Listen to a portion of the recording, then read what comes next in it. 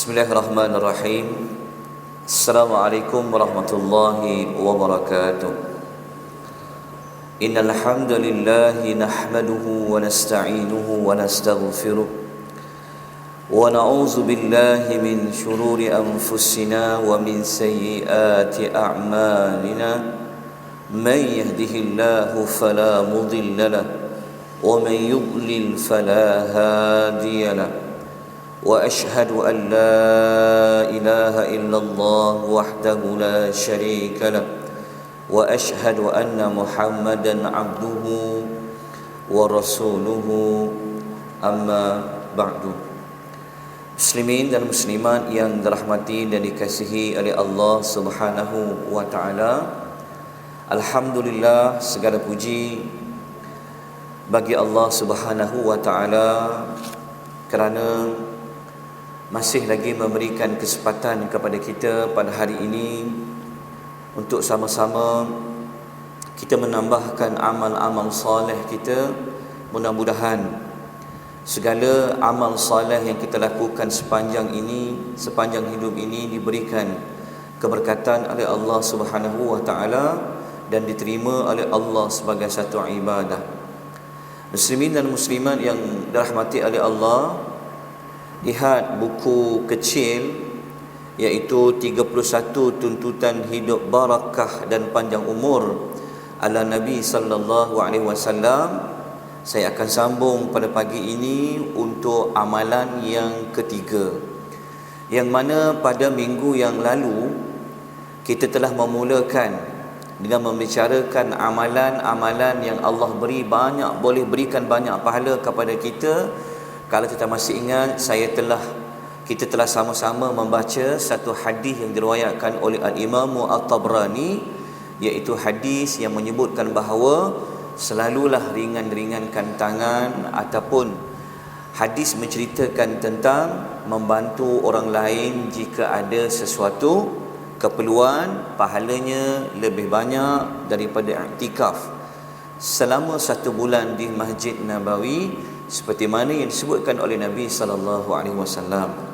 Kemudian saya telah sebutkan dan telah pun kita lihat dalam buku ini, antara amalan yang kedua adalah setiap apa yang kita lakukan setiap hari, walaupun dia berbentuk adat yang biasa seperti makan, minum dan sebagainya, mestilah diniatkan dia kerana Allah Subhanahu wa taala. Jadi pada pagi ini kita akan mempelajari mengenai amalan-amalan lain yang mana kita akan pecahkan kepada dua, iaitu amalan kita sebagai individu kepada Allah Subhanahu wa taala dan amalan individu terhadap anak-anak Adam yang lain. Untuk yang pertama, kita lihat pada muka surat yang ke-43, tengok amalan yang ke-10. Muka surat nombor 43, amalan yang ke-10, maknanya setakat hari ini dia menjadi amalan yang ketiga jika kita rujuk pada buku ini. Amalan yang ke-10 yang dinyatakan di dalam buku ini ialah peliharalah salat Isya dan salat subuh dengan berjamaah. Yang ini dia khusus kepada orang-orang lelaki. Perempuan kalau dia nak hadir solat berjamaah dengan salat berjamaah, dia dibenarkan.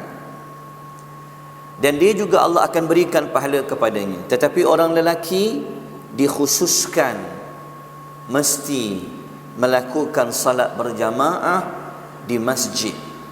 Tapi kalau kita boleh buat dua salat ini, apakah ganjarannya?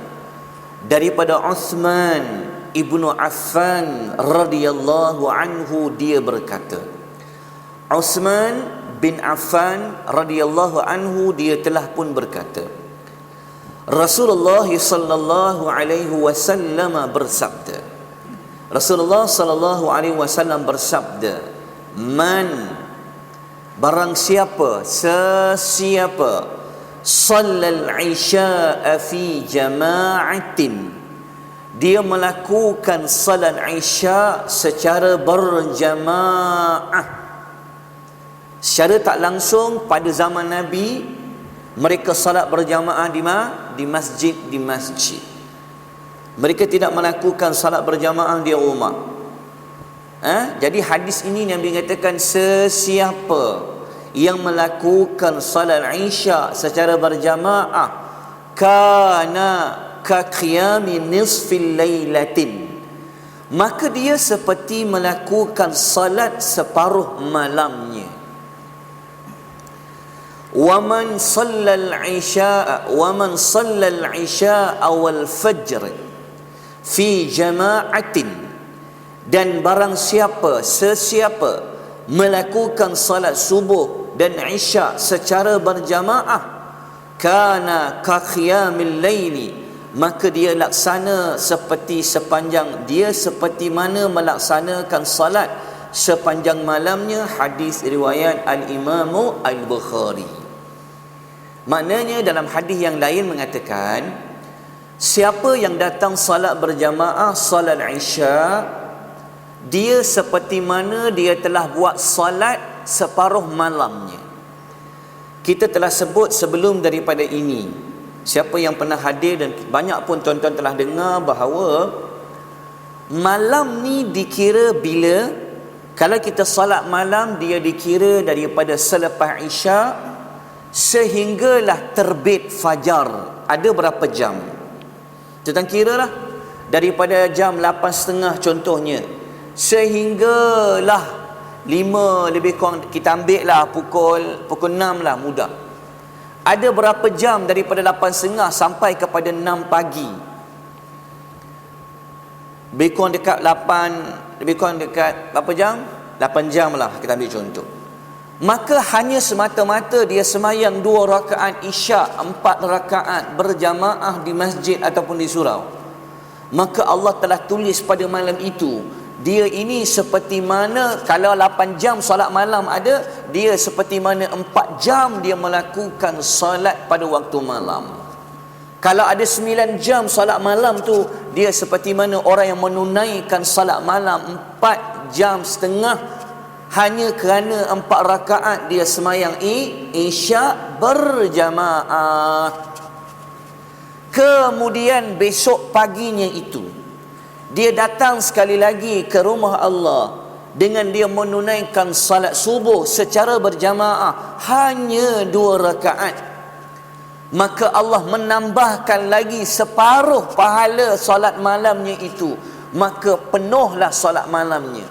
Sedangkan malam semalam tu dia tak bangun pun salat malam, dia hanya semayang Isya 2 rakaat, semayang Isya 4 rakaat.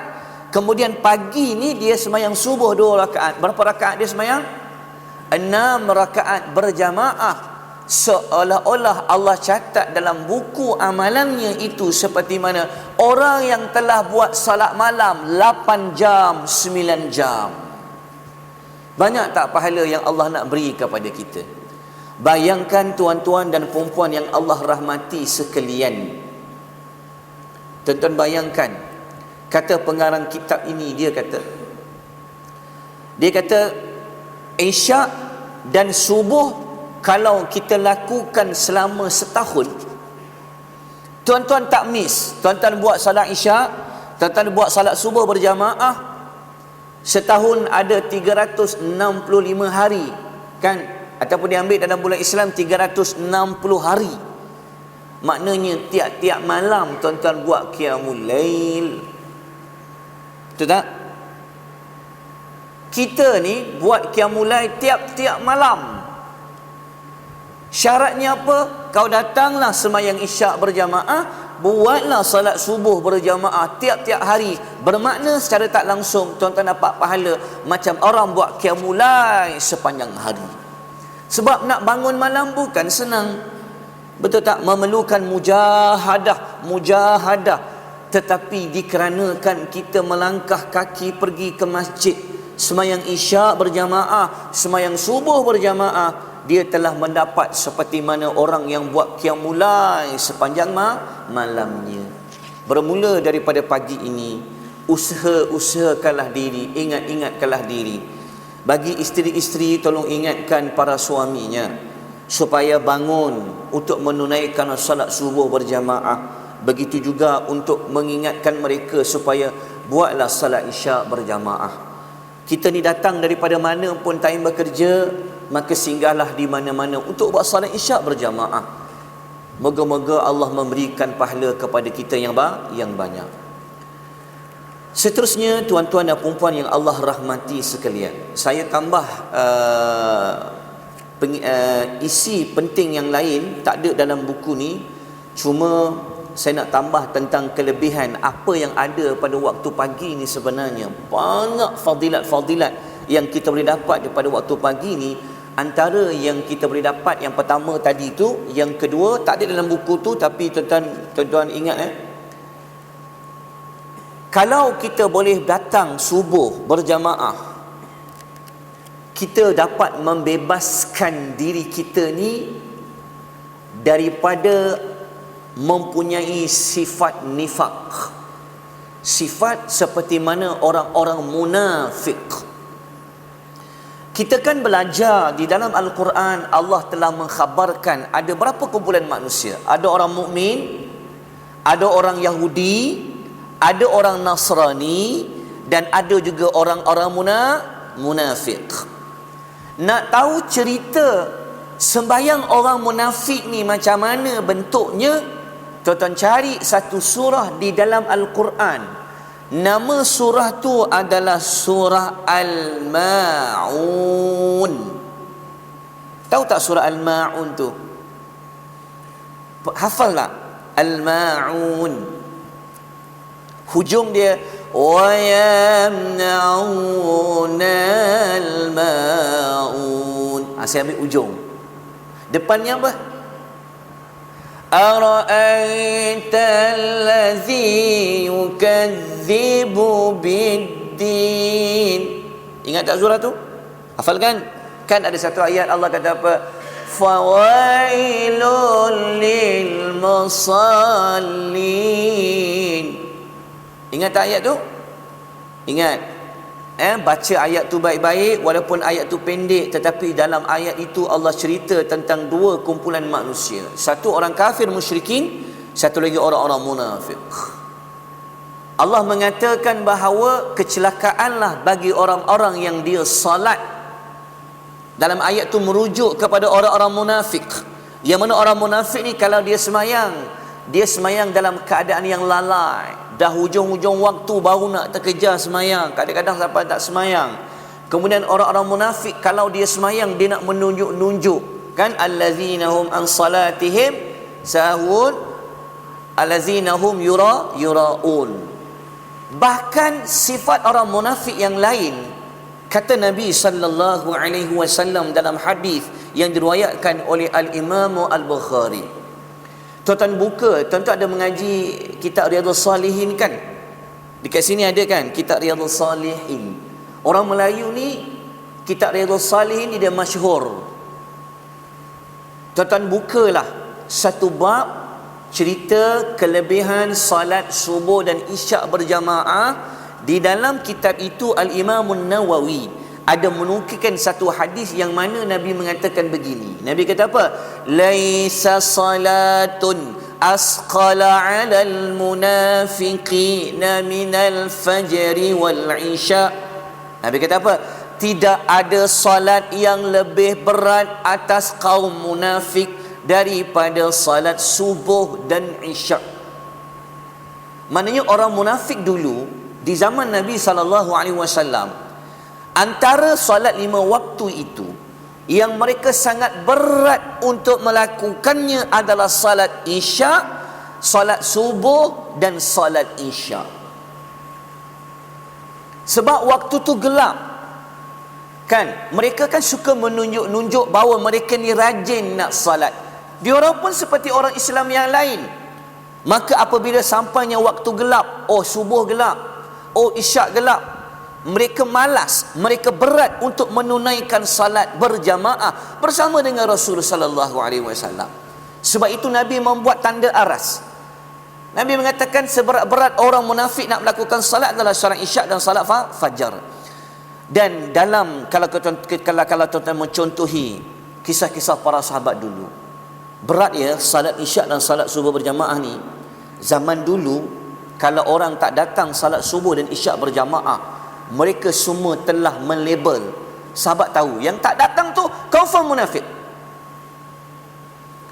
Ada setengahnya sahabat yang tak datang juga, tetapi ada sebab dan musabab lah. Tetapi yang biasanya kalau tak datang isyak subuh berjamaah, mereka semua sudah bersangka dialah orang munafik.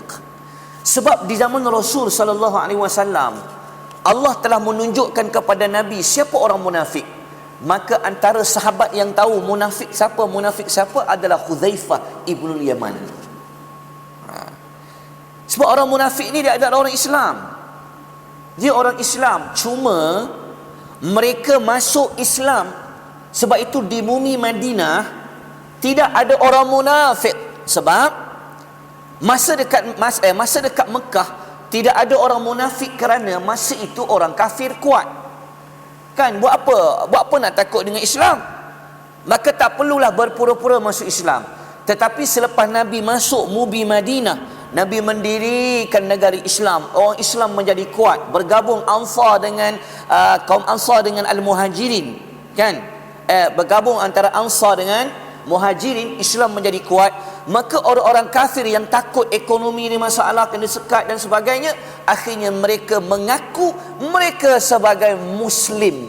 Tetapi sebenarnya mereka adalah golongan munafik. Sebab tu munafik ni sebenarnya dia adalah orang kafir. Jadi apabila orang Islam semua bergegas keluar semayang berjamaah, apabila sampai solat isyak dan subuh, mereka perat untuk pergi. Kata Ubay bin Ka'ab, dia kata apa? Salla bina Rasulullah sallallahu alaihi wasallam. Dia kata Rasulullah sallallahu alaihi wasallam salat bersama dengan kami yauman subha, bersama kami pada suatu hari solat subuh. Lalu Ubay kata apa lepas salat subuh? Nabi tanya, usyahidun fulanun. Nabi tanya, ada tak si fulan ini hadir? Kemudian sahabat mengatakan qalu, mereka kata tak datang. Nabi tanya lagi, usyahidun fulanun, ada siapa-siapa nampak tak fulan ni hadir? Mereka menjawab lagi, la, tidak. Kemudian Nabi mengatakan bahawa inna hataini salataini asqalu salawatin 'alal munafiqina. Nabi mengatakan bahawa sesungguhnya dua salat ini adalah salat yang paling berat atas kaum munafik. Tuan-tuan, hadis ni biarlah ambil hadis letak kat kepala kita. Zaman Rasul, kita kan semua nak ikut Rasul. Mencontohi zaman yang paling baik adalah zaman para sahabat. Kita nak ikut siapa lagi? Nak ikut para sahabat tak? Betul tak? Bukankah kita doa dalam doa salatul Fatihah tu kan? Ihdinas siratal mustaqim siratal ladzina an'amta alaihim. Ya Allah, berilah hidayah kepada kami jalan yang lurus, iaitu jalan-jalan yang Engkau pernah beri nikmat kepada mereka. Siapa dia yang pernah dapat nikmat itu? Jawapannya adalah antaranya adalah para sahabat Nabi sallallahu alaihi wasallam. Maka apabila Nabi tanya dua soalan tu, sahabat semua jawab, dia tidak hadir, kami tak nampak ya Rasulullah. Maka Nabi mengatakan hadis ini. Maknanya yang tak datang tu siapa? Munafik. Abdullah ibnu Umar mengatakan bahawa, ni sahabat Nabi namanya Abdullah ibnu Umar, anak kepada Sayyidina Umar. Dia kata macam ni. Dia kata, jika kami kehilangan seseorang dalam salat isyak dan salat subuh, kami berprasangka buruk kepadanya. Dalam hadis riwayat Al-Bazzar. Tuan-tuan, ambil hadis ni muhasabah, jadikan sebagai pedoman dalam hidup kita. Aku ni kalau tak datang salat isyak dan salat subuh, kalaulah di zaman Nabi dulu ni mereka telah menyatakan yang tak datang ni adalah golongan munafik. Kalaulah Nabi adalah pada zaman kita lah, agak-agak ramai tak umat-umat Nabi yang boleh Nabi kaitkan apa yang Nabi telah sebutkan. Berat tau. Semua orang kalau tanya kepada kita, nak tak jadi seperti orang munafik? Tak nak. Jangan labelkan kami munafik. Walaupun kita tidak munafik sebenar-benarnya pada zaman Nabi. Sebab munafik zaman Nabi ni yang paling utama sifatnya, mereka benci kepada Islam, mereka benci kepada Nabi, benci kepada para sahabat. Walaupun kita tidak ada sifat itu, tetapi kita mempunyai sedikit daripada sifat-sifat itu. Jadi muhasabahlah. Apabila kita datang, pahalanya sangat besar yang Allah berikan kepada kita. Yang seterusnya, tuan-tuan dan puan-puan yang Allah rahmati sekalian, yang kedua, lihat buku surat nombor 45, amalan nombor 12. Saya langkah-langkau lah, tapi insya-Allah akan habis buku ni. Yang kedua, baik yang pertama tadi tuan-tuan dapat dah. Hari ni kita belajar 3 sampai 4 je cukup. 7.5 saya berhenti. Sebab saya nak ambil 7.5 tu sebab saya nak kejar syuruk 7-6 minit, betul tak? Syuruk ni bermakna matahari tu terbit. Tuan bayangkan, setelah matahari terbit, ambil lebih kurang dalam 20 minit hingga 25 minit begitu, sebab kita dilarang salat sunat selepas matahari terbit. Kan salah satu daripada yang 5 Nabi larang salat tu, salat ketika mana matahari terbit. Apabila matahari telah terbit, ambil sikit masa jarakkan, lepas itu kita buat salat sunat. Lepas tu saya akan berhenti 7.5. Boleh. Sebab solat yang kita buat tu, kita lihatlah untuk lebih memahami dia dan bagi semangat kepada kita supaya kita dapat melakukannya itu. Kita tahu kan fadilat dia apa? Seperti mana orang yang mengerjakan ibadat haji dan umrah secara sempurna lah. 7.5 saya berhenti, boleh? Okey. Sebelum tu kita lihat dulu muka surat nombor 45. Tajuknya adalah hadirkanlah diri belajar di masjid. Kita tengok hari ni bermula semalam, tuan-tuan boleh dapat pahala banyak Allah bagi. Semalam sembahyang isyak berjamaah, betul tak? Pagi ni datang salat subuh berjamaah. Allah telah catat berapa pahala? 8 hingga 9 jam seperti mana orang menunaikan ibadat qiyamul lail. Kemudian tuan-tuan ambil sedikit masa untuk datang ke masjid. Kita dah datang masjid, alhamdulillah. Tuan-tuan belajar sesuatu ilmu syariat yang boleh mendekatkan diri kepada Allah. Kita tengok apa fadilat dia. Kata pengarang kitab ni, dia kata apa? Muka surat nombor 45, nombor 12. Anda akan dapat menambahkan kebajikan, pahala dengan cara menghadiri pelajaran-pelajaran tentang ilmu agama di masjid. Ini Nabi khususkan hadir ni di masjid. Berdasarkan sabda Nabi sallallahu alaihi wasallam. Nabi kata apa? Man, barang siapa ghada ilal masjidi, dia pergi ke masjid, la yuridu illa ayyata'allama khaira, yang tujuannya hanyalah untuk belajar suatu kebaikan, ataupun yu'allimahu aw ya'malahu, ataupun untuk mengajarkannya ataupun untuk mengamalkannya, kana lahu, maka dia mendapatkan keajri hajjin taman hajjatuhu, maka dia mendapatkan seperti pahala orang yang haji yang sempurna hajinya. Hadis riwayat al-Imam At-Tabrani. Ini Nabi khusus yang datang belajar di masjid. Belajar ilmu lain, belajar tempat lain, Nabi tidak janjikan seperti yang ini, tapi dapat fadilat belajar ilmu. Tetapi Nabi kata sesiapa yang datang ke masjid, 2 perkara saja, sama ada untuk dia belajar sesuatu pahala kebaikan. Dia nak belajar tentang kebaikan.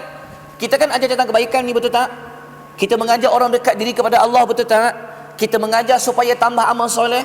Ataupun dia datang untuk mengajar sesuatu, ataupun dia datang, dia nak belajar sesuatu, dia niat untuk dia amal. maka dicatat dalam buku amalannya seperti mana orang yang menunaikan ibadat haji, pahala dia sempurna, kata Nabi sallallahu alaihi wasallam. Bayangkan kalau tuan-tuan buat perkara itu setiap hari, bagaimana apabila Allah bentang buku nanti di alam akhirat. Kita tak nampak sekarang pentingnya amal soleh ni. Kadang-kadang setengah orang dia tak nampak sebab dia tak boleh pegang, tak boleh lihat.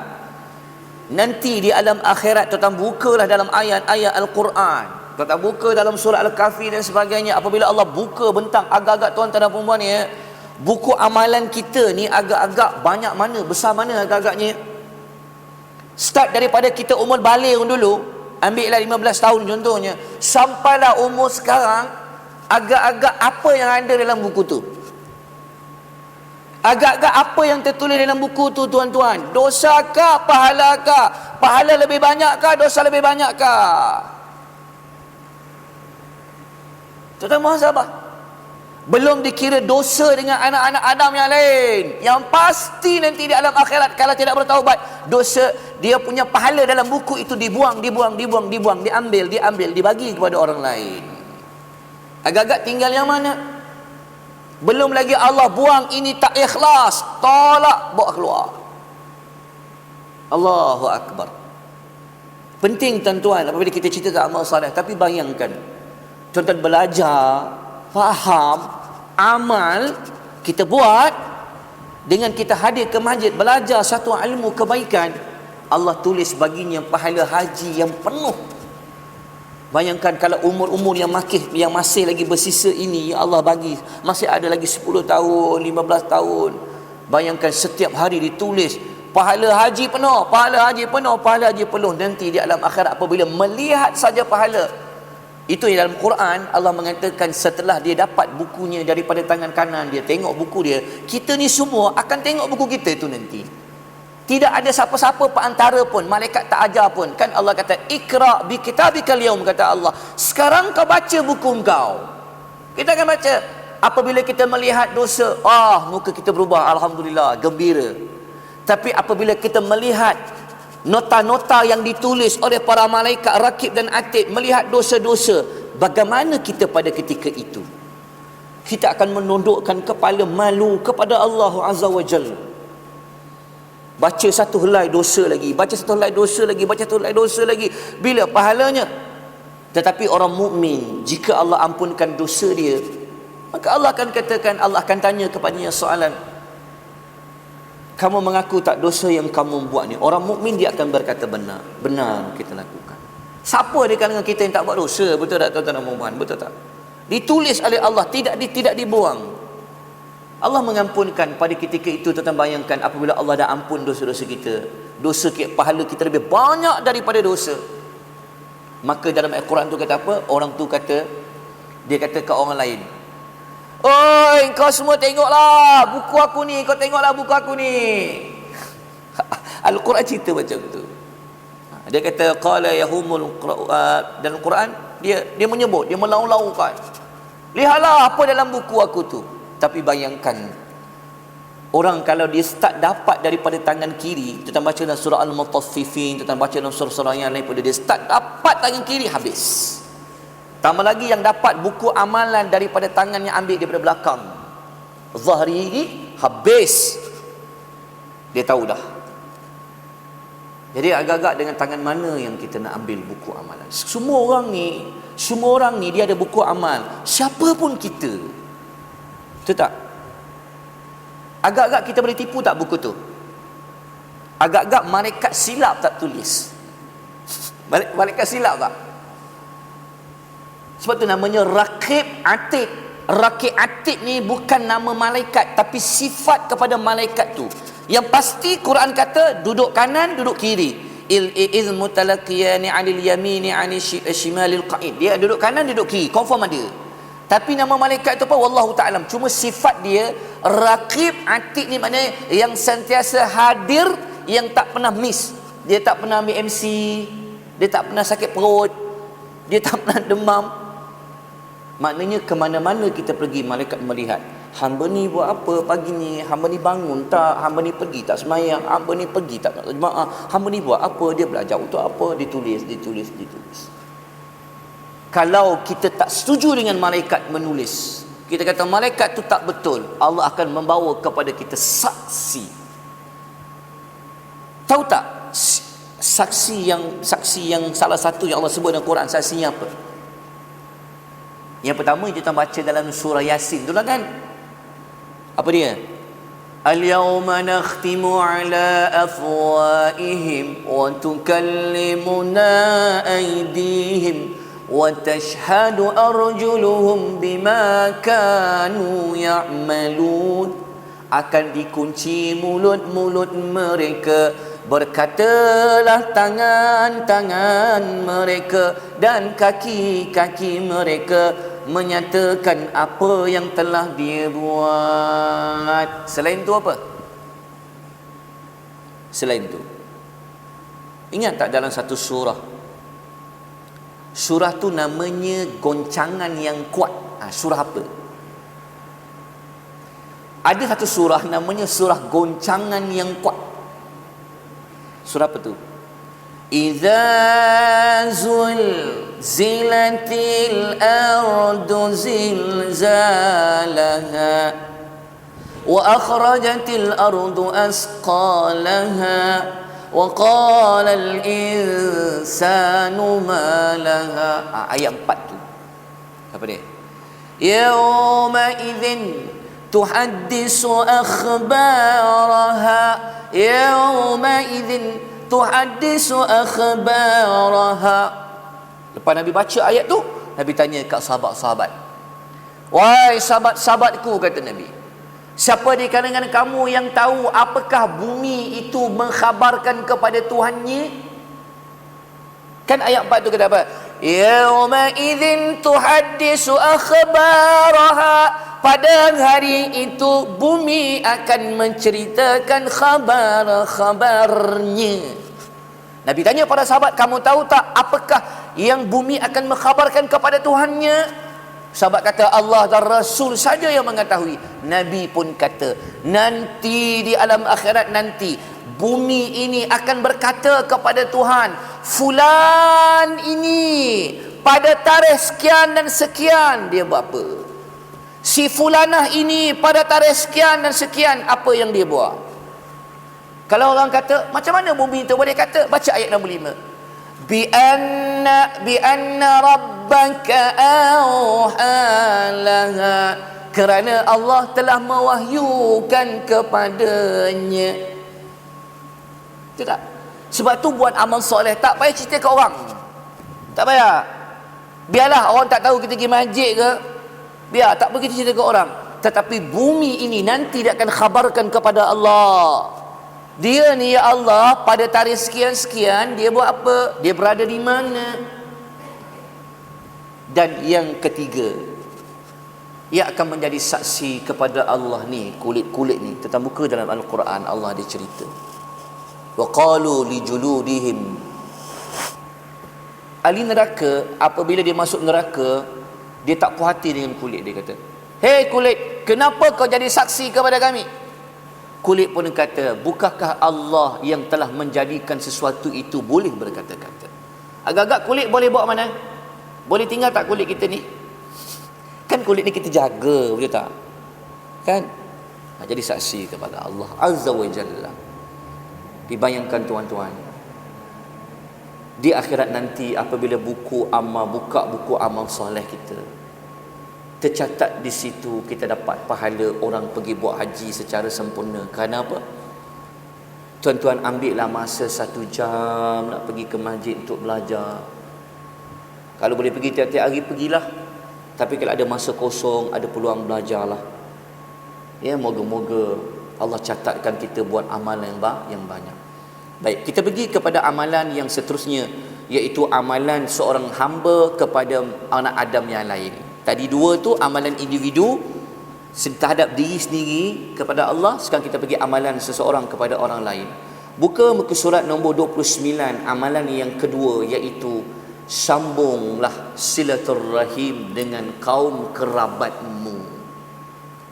Yang ketiga, pagi ni kita nak cerita tentang buat apa dapat pahala banyak, yang Allah akan panjangkan umur kita dan sebagainya, adalah mengukuhkan tali persaudaraan, menyambung mana-mana tali silaturahim yang telah terputus. Kita nampak macam biasa sebenarnya, tetapi ada di kalangan kita yang kadang dengan hubungan adik-beradik dia tak bagus. Ada tak yang setakat hari ini yang hubungan adik-beradiknya tak bagus? Tak bertegur siapa dah berpuluh-puluh tahun, tak pernah jumpa berpuluh-puluh tahun, tak menegur berpuluh-puluh tahun, hanya sedikit harta yang ditinggalkan bergaduh. Contoh. Ada tak? Ada tak yang kecil hati kat adik-beradik dia, kat makcik-makcik dia, makcik saudara dia, saudara dia tak puas hati, sampai dia tak tegur dah tak jumpa dah, pagi kenduri pun dia tak datang lah. Ada tak di kalangan kita dulu waktu kita kerja ataupun sekarang yang bergaduh dengan rakan sekerja, siapa tak bertegur siapa, jumpa, seorang berpaling. Ada tak? Ada tak sini yang hubungan dengan jiran-jiran tetangganya ini pun terputus? Ada tak? Gaduh, tegur sikit je pun gaduh, siapa tak bertegur? Marilah kita baca pada pagi ini, apakah fadilat kelebihan dan apakah dosa-dosa yang dilakukan jika kita tidak menyambung semula silaturahim. Lihat muka surat nombor 30, hadis yang pertama yang diriwayatkan oleh Al-Imam Al-Baihaqi dalam kitab Syu'abul Iman. Nabi sallallahu alaihi wasallam menyebutkan bahawa silaturahim tazidu fil umur, silaturahim akan menambahkan umur. Yang kedua, hadis yang kedua yang diriwayatkan oleh Al-Imam Al-Bukhari, Nabi mengatakan bahawa siapa yang Allah ingin luaskan rezekinya dan Allah panjangkan umurnya, maka hendaklah dia menyambung tali kerabatnya, menyambung kekerabatannya. Sini ada tak yang dia menghadapi kehidupan dia, projek tak dapat, bonus tak dapat, banyak masalah, sukar dia dengan rezeki. Jadi untuk baiki, nak bagi Allah bagi rezeki kepada kita, murahkan rezeki kepada kita, tetap hantar sebuah harga ditolak, hantar tender ditolak, tak buat apa, rezeki datang masalah bertimpa-timpa, buat duit ni masalah. Salah satu yang penuh, yang kena muhasabah, tengok balik diri sekeliling kita ni, ada siapa yang pernah yang kita masih lagi tidak menyambung tali persaudaraan, yang kita gaduh tak tegur dan sebagainya. Cari yang tu dulu. Kalau tak cari macam buatlah. Yang selama ni tak pernah jumpa, kalau aku tak pernah jumpa makcik aku ni, sedangkan Allah bukan jauh sangat pun, gini. Cepat-cepatlah pergilah hubungi mereka, walaupun dengan hanya ucapan Assalamualaikum, apa khabar? Kerana Nabi menjanjikan dalam hadis ini Allah akan murahkan rezeki untuk dia. Yang ketiga, kata Nabi sallallahu alaihi wasallam, silaturahim yang barang siapa menyambungnya. Ini bukan Nabi kata, tapi Abu Hurairah kata, silaturahim yang barang siapa menyambungnya, maka Allah menyambungnya, dan barang siapa yang memutuskannya, maka Allah akan memutuskannya. Untuk lebih tuan-tuan faham, hadis ni tak ada dalam buku, nanti tuan-tuan bukalah dalam kitab Riyadhus Salihin. Tuan-tuan sini belajar tak kitab Riyadhus Salihin? Ada. Kita sampai bab apa? Bab apa? Bab sabar. Saya syorkan macam ni. Tuan-tuan kalau baca kitab Riyadhus Salihin ni, pertama, semua daripada kalangan kita ni kalau boleh satu rumah beli satu kitab Riyadhus Salihin. Sebab dalam tu ada hadis dikumpul panjang. Riyadhus Salihin ni kalau tuan-tuan baca, tuan-tuan kena cari dua ustaz ataupun ustaz yang sama, tapi pecahkan tajuk. Dia tajuk yang kita belajar depan-depan tu tajuknya macam menyuruh buat baik, suruh buat baik, kelebihan bersabar, ikhlas. Tapi tajuk yang hujung tu dia ada tajuk, Al-Imam An-Nawawi tulis tajuk ni, kitab larangan. Kalau boleh baca juga tebuk yang hujung tu, supaya nanti dapat juga jumpa yang hujung, kan? Ada hadis, tuan tulis ya, hadis nombor 1568 dalam Riyadhus Salihin. Nabi kata macam ni. Nabi kata macam ni Hadis ni hadis riwayat Muslim. Nabi sebut macam ni. Nabi kata apa? Nabi kata tuftahu abwabul jannah yaumal isnin wa yaumal khamis. Pintu-pintu syurga dibuka pada setiap hari Isnin dan hari Khamis. Nabi kata fayughfar likulli 'abdin la yushriku billahi syai'a illa rajulan kanat bainahu wa baina akhihi syahna'u fayuqalu anziru hadaini hatta yastaliha anziru hadaini hatta yastaliha. Nabi kata hari Isnin dan Khamis pintu syurga ni akan dibuka. Sebab tu kalau kita belajar amal-amal kita ni Allah akan tengok secara mingguan. Yang setiap dia ada amal ni Allah tengok tiap hari. Amal ni yang Allah akan tanya setiap minggu. Ada yang amal Allah akan tengok setiap tahun. Yang setiap minggu ni akan dibawa amal itu pada hari Isnin dan Khamis. Sebab tu Nabi kata apa? Aku suka berpuasa Isnin dan Khamis. Moga-moga waktu amal aku itu Allah tengok, aku tercatat pada hari itu orang yang berpuasa. Tu dipanggil puasa Isnin Khamis. Dalam hadis ni cerita, setiap hari Isnin dan Khamis Allah akan membuka pintu-pintu syurga. Pada waktu itu dosa hamba akan diampuni, melainkan orang yang tidak mensyirikkan Allah dengan sesuatu. Kan, kecuali juga kata Nabi seseorang yang mempunyai permusuhan antara dia dengan saudaranya. Lalu Allah mengatakan bahawa tangguhkanlah kedua orang ini hinggalah mereka berdamai. Tangguhkanlah kedua orang ini hinggalah mereka berdamai. Dosa lain Allah ampunkan, tapi dia minta ampun kepada Allah. Ya Allah, ampunkanlah aku, ampunkanlah aku. Pada hari Isnin dan Khamis khususnya, maka Allah kata tangguhkan dulu pengampunan untuknya kerana dia dua orang ini sedang bergaduh. Maka Allah kata biar mereka dua ini berdamai terlebih dahulu, baru akan diambil sesuatu daripada amalannya. Nampak macam kecil kan, betul tak? Kan kita tak sedar. Rupa-rupanya selama hari ni, ya Allah, ada orang yang kita tidak bersegur sapa. Kerana apa? Kerana dendam, kerana bergaduh dan sebagainya. Jadi tuan-tuan dan puan-puan yang Allah rahmati sekalian, saya bacakan sikit lagi hadis Nabi sebelum kita berhenti ni. Hadis yang Nabi tegur, Nabi marah kita kalau kita tidak bertegur sapa ni. Tuan-tuan buka dalam Riyadhus Salihin. Mungkin sebab tak ada buku tak catat, tuan-tuan buka nanti dekat dalam kitab Riyadhus Salihin. Hadis yang bernombor 1595.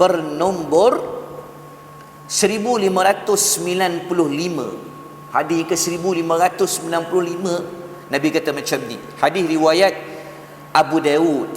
Nabi kata macam ni, la yahillu li muslimin an yahjura akhahu fawqa thalathin. Tidak halal bagi seorang muslim mendiamkan saudaranya lebih daripada 3 hari. Gaduh kat office kejap je, gaduh benda kecil je, tapi jumpa tak tegur siapa. Nabi kata tidak boleh. Dia tidak berkata apa-apa kepada saudaranya lebih daripada 3 hari. Faman hajara fawqa thalathin, sesiapa yang mendiamkan saudaranya lebih daripada 3 hari, famata, lalu dia mati, dakhalan nar, maka pasti dia akan masuk ke dalam api neraka. Hadis nombor 1596 dalam Riyadhus Salihin daripada Abi Khirras Hadradin ibni Abil Hadras al-Aslami. Dia mengatakan bahawa sesungguhnya ada satu sahabat As-Sulami mendengar Nabi SAW bersabda, man hajara akhahu sanatan, sesiapa yang mendiamkan saudaranya selama 1 tahun, fahuwa fahuwa kasafki damaihi, maka dia seperti menumpahkan darahnya.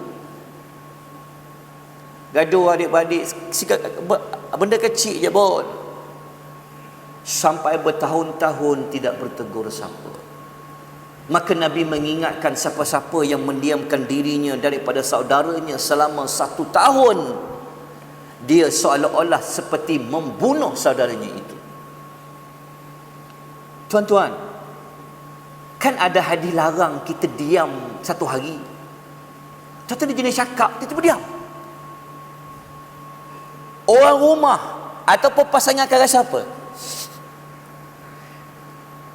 Kita walaupun kita tak maki orang, tapi secara mental, tuan bayangkan kalau orang tak tegur siapa kita, bayangkan kalau orang tak tegur siapa kita, orang tak tegur kita, pasti orang tanya, kenapa dia tegur aku? Kenapa dia tegur aku? Kenapa ni? Kan? Adik-beradik tanya, kenapalah abang ni? Kenapalah Kak Long ni? Kenapa?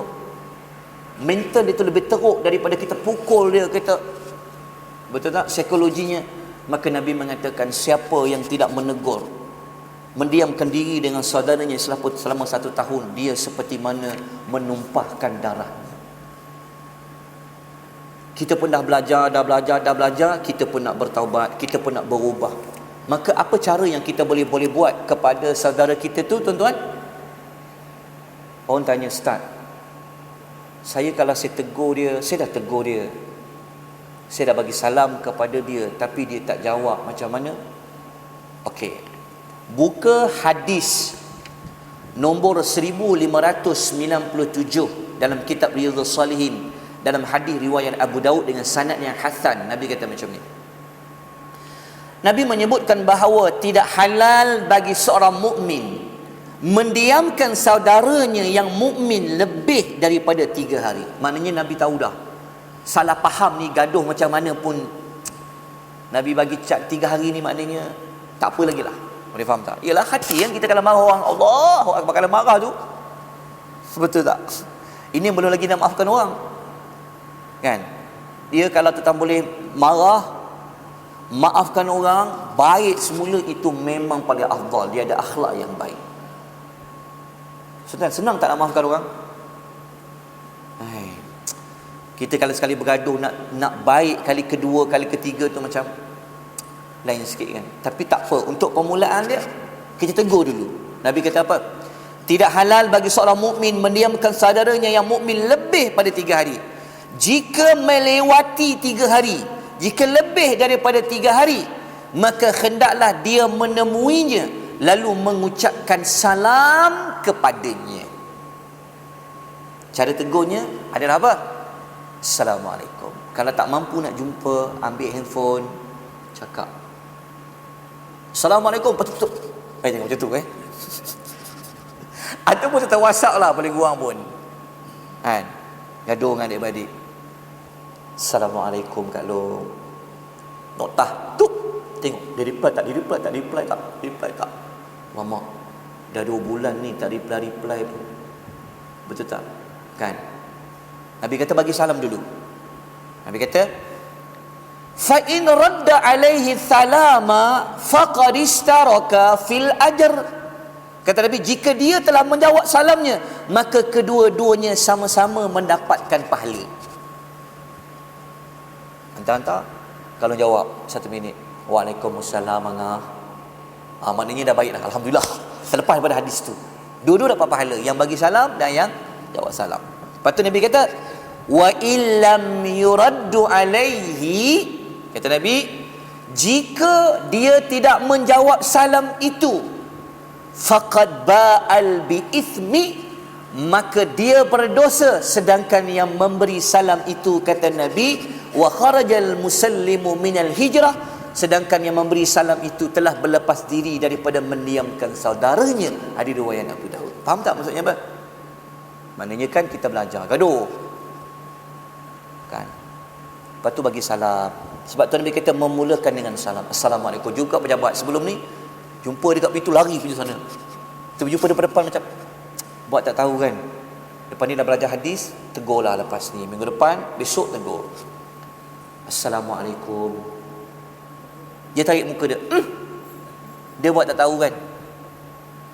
Kalau dia jawab Waalaikumsalam, walaupun paling Waalaikumsalam, dah kira berdamai dah kan. Lepas tu dua dia dapat pahala. Tapi yang bagi salam tu Assalamualaikum, dia tak jawab, kata Nabi, yang memberi salam itu dia telah terlepas daripada larangan-larangan hadis tadi tu.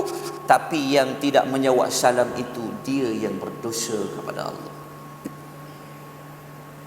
Selesailah tugas kita. Nampak tak cara Nabi menganjurkan kepada kita? Buat ni tuan-tuan, jangan kadang-kadang adik-beradik ingat-ingatkan. Lepas ni paling kurang bagi salam buat semua Assalamualaikum. Baik, kita lihat muka surat nombor 31 dan habis dah ya.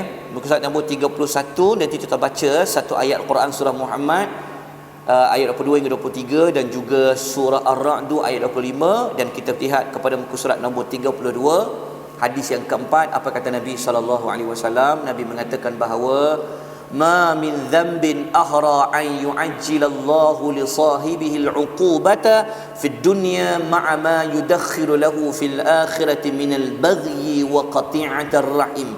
Tidak ada satu dosa pun yang lebih pantas Allah segerakan azabnya terhadap pelakunya di dunia di samping azab yang disiapkan untuknya di hari akhirat, daripada kezaliman dan memutuskan kekerabatan. Sunan Al-Imam Tirmizi. Bahaya tuan-tuan ya. Dalam banyak-banyak dosa yang Allah Subhanahu wa taala akan segerakan azabnya dekat dunia, dan Allah juga dah siap-siapkan azabnya di alam akhirat. Kata Nabi, pertama orang yang zalim, yang kedua orang yang memutuskan tali kekerabatannya. Hati-hati ya. Sebab tu kadang-kadang tengok hidup ni penuh dengan ranjau dan liku, banyak masalah. Sukar hidup ni daripada satu kepada satu. Apa yang boleh kita lakukan adalah muhasabah balik, tengok setakat hari ini ada tak kita ni memutuskan tali persaudaraan? Ada tak setakat hari ini kita tak putus, tapi nampak seperti macam tak bertegur sapa dan sebagainya? Kalau boleh, mulakan. Kerana Allah akan murahkan rezeki, Allah mudahkan urusan kita. Dan lihat muka surat nombor 33 yang terakhir, pengarang kitab ni dia kata apa? Tingkatan silaturahim yang paling rendah ialah menghubungi dengan mengucapkan salam melalui telefon. Kata Nabi SAW, bullu arhamakum, hubungilah kaum kerabatmu walau bisalam, walaupun dengan ucapan salam. Hadis Hasan riwayat Al-Bazzar. Maka tamatlah pembelajaran kita pada hari ini. Kita dah belajar berapa perkara pada hari ini? Ada 3. Pertama apa? Kita kena selalu selepas daripada ini untuk menunaikan solat isyak dan subuh secara berjamaah. Kemudian rajin-rajinkanlah untuk menghadirkan diri ke masjid untuk belajar sesuatu ilmu yang boleh mendekatkan diri kita kepada Allah. Kita akan dapat pahala seperti mana pahala orang yang pahala haji secara sempurna. Dan yang ketiga kita belajar pada pagi ini ialah menyambung tali persaudaraan, memperkukuhkan tali persaudaraan. Allah akan berkat hidup kita, dan Allah akan panjangkan umur kita, dan Allah akan murahkan rezeki kita. Baik, saya berhenti di sini. Ada sebarang pertanyaan? Ada apa soalan? Ya tuan.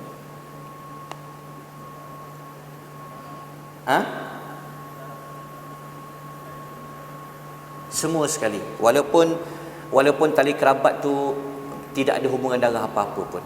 Maksudnya begini, dari sudut tingkatan dia, tingkatan yang paling utama kena jaga tali persaudaraan adalah yang ada hubungan darah daging. Itu dulu. Ibu bapa, naik adik-beradik, naik makcik-makcik sepupu-sepupu tu susun, baru masuk kepada muslim lain, masuk jiran, naik kepada rakan sekerja, begitu. Semua itu termasuk dalam nas tadi. Lagi dekat hubungan silaturahim itu, takut-takut lagi dosanya itu lebih tinggi. Baik, ada soalan lain? Tuan. Cikgu apa cikgu?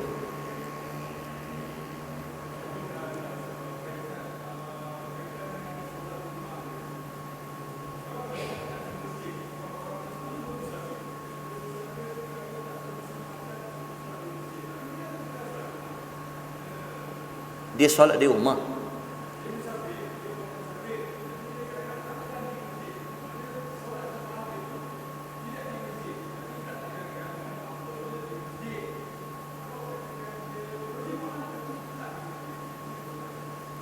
Hadis tu dia sebut di masjid sebenarnya. Di rumah tu saya wallahu taala alam. Sebab nas-nas zaman Nabi ni dia semua kat masjid. Dia beza dengan wanita. Sebab wanita ni dia afdal dia sembahyang di rumah, tidak di masjid. Tapi kalau kita sekalipun kita musafir, kena ke masjid juga. Sebab dia tetap digesa, dia tetap digesa untuk menunaikan salat berjamaah. Kena usahakanlah pergi ke masjid tu. Kan? Kena usahakan cikgu. Ada soalan lain? Ya. Apa ni? Jauh punya tu adik-beradik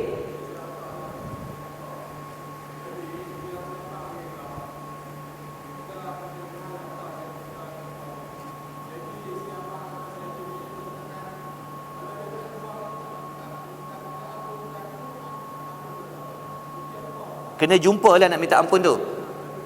Dia maknanya kena jumpa dulu. Kalau tak jumpa tak boleh.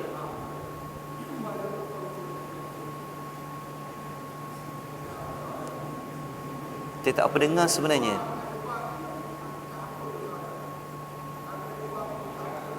Oh dia bagi syarat ampun lah. Jumpa pertama apa salahnya pergilah jumpa dia. Yang paling penting kita dah minta ampun lah pada dia. Okey, paling penting kita minta ampun berdasarkan hadis-hadis yang macam Al-Imam Nawawi kalau kita buka dalam kitab Riyadhus Salihin, kita buka pada bab yang kedua, Kitabut Taubah. Al-Imam Nawawi mengatakan jika kita melakukan dosa dengan anak Adam, dia ada 4 syarat. Dia kata falahu arba'atul syurut, dia kata. Yang keempat tu dia kata jika berkaitan dengan dosa anak Adam bihaqqin adamiyyin, dia kata minta halal ataupun mohon maaf kepada dia. Cukup dengan syarat itu. Tapi jika dia nak paksa kita jumpa tapi kita dah minta maaf, wallahu ta'ala alam. Penting kita minta maaf, kita menyatakan kesalahan kita dah mohon maaf, kita dah lepas dah daripada tuntutan itu. Dia tak kata syarat itu kena jumpa, tapi dia kata memohon maaf. Tapi kalau boleh jumpa lagi baguslah. Boleh samping tu boleh menyeratkan ukhuwah rahim, dah adik-beradik pula tu. Pergi je lah. Tapi tak disyaratkan taubat tu mesti kena jumpa, tak. Dia mesti mohon maaf. Cuba tuan-tuan telefon kawan duduk jauh, aku minta maaf lah Noh. Selalu cerita pasal dia kan, minta maaf. Sudah mencapai maksud daripada memohon kemaafan itu. Baik tuan. Musafir.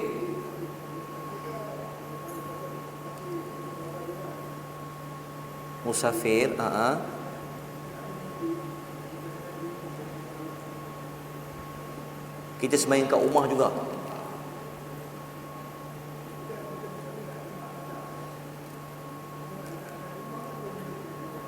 Tapi kalau sembahyang musafir, elok buat juga di masjid. Tapi kalau kita dah jamak qasar, dah sembahyang tak payah pergi masjid lah. Tapi kalau kita pergi masjid, kita kena sembahyang ikut imam lah. Imam tu dia sembahyang tamam penuh, kita kena sembahyang penuh. Lepas tu kita kalau di jemaah lain yang musafir dengan kita sembahyang berjemaah dengan dia.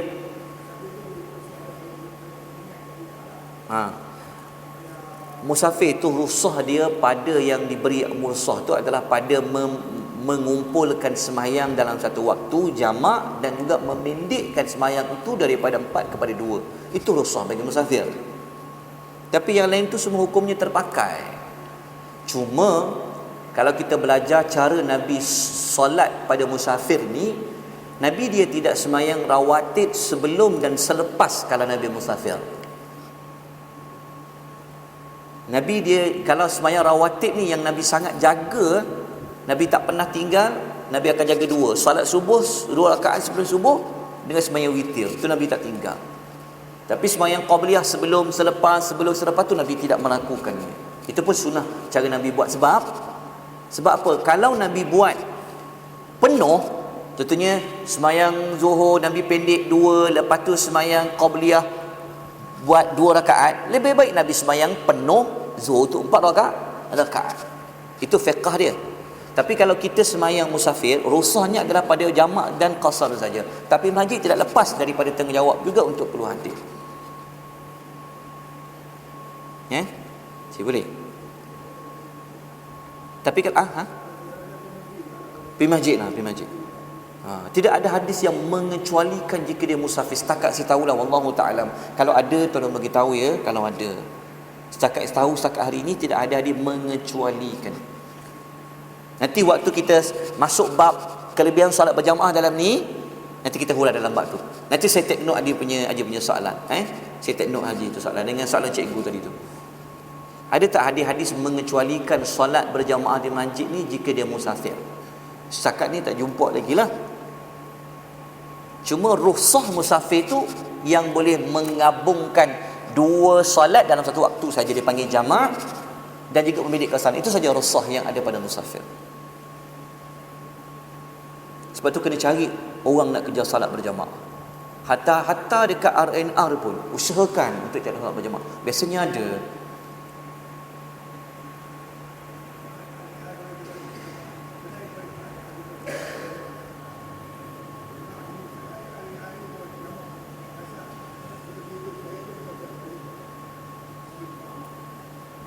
Saya tak apa dengar. Dah perjalanan. Okey.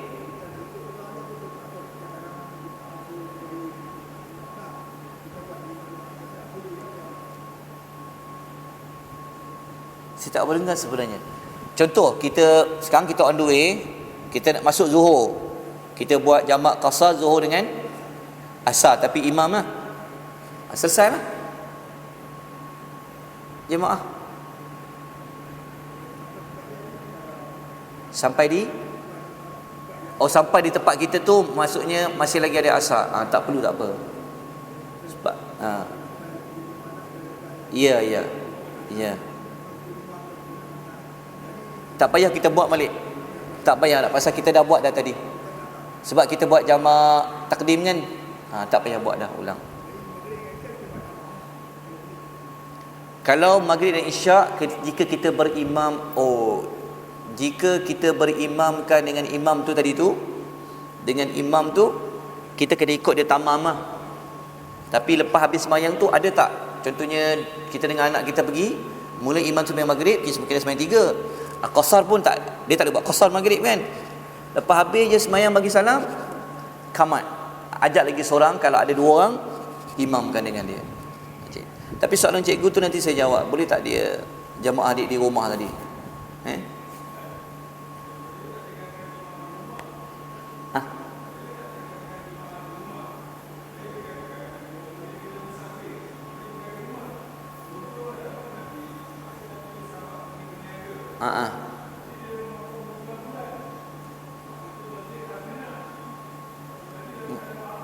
Oh, okey.